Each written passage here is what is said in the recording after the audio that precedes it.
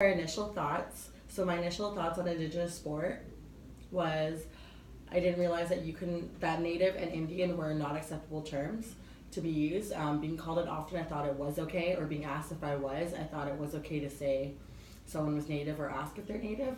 I didn't know how many terms like First Nations could refer to certain tribes and certain groups, and it's just too specific. Yes. For game day, my initial thoughts was that I thought it was a lot of stuff going into game day operations. I thought it was a lot of information. It seemed overwhelming at first, but I know that I'll get used to it in the future. And what surprised me was the amount of hours and hard work that you have to put into game day, preparing for events, taking down equipment or anything like that with events, making sure everyone's safe and doing your proper job, and yeah. Yeah, so my initial thoughts on parasport when learning about the topic, I didn't know how popular parasport would become. Being able to see these athletes perform in their condition is amazing, and I believe with the continuous growth that it's getting, I won't be surprised when it gains a lot of recognition within the future. One thing that surprised me is that only 14% of Canadians are eligible to compete within the Paralympics.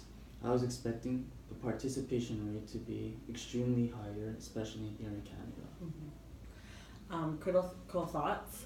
Something that really made me think was how badly the government of Canada has treated its First People, as well as how it's continued to treat them.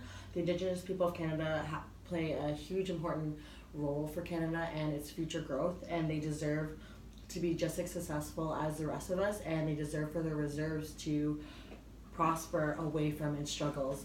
The Indigenous athletes deserve equality and the same treatment and advertisement that regular athletes get, and more teens should be inspired by these other Indigenous athletes to be able to participate more in Indigenous sport. For game day, what was challenging for me is the planning aspect as a group to come up with the near perfect experience for the customer.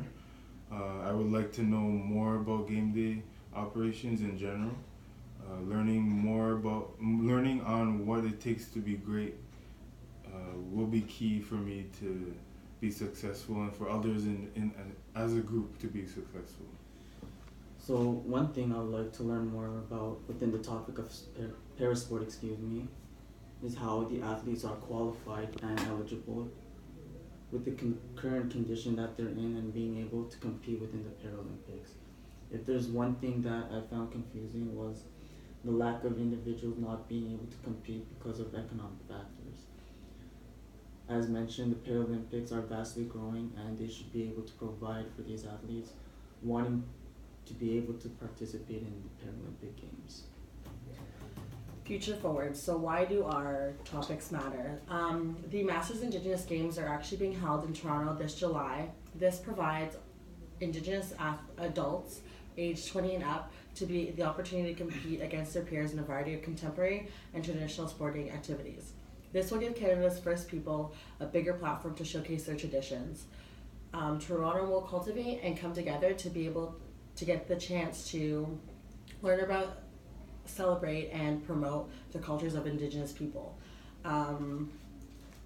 This definitely is, some key learnings from this is I definitely would want to volunteer at something like that, and the importance of these groups, seeing the importance of these groups from around the world competing against other athletes, the obstacles that these participants, not just in the Masters, but Indigenous athletes in general have had to overcome, and how closely they hold their traditions to them.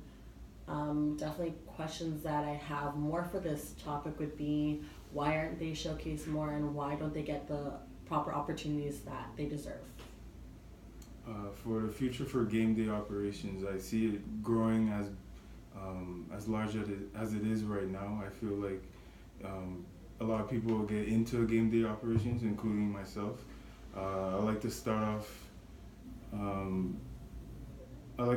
as a situation where as a part-time or a volunteer experience. Are you almost done? We have it.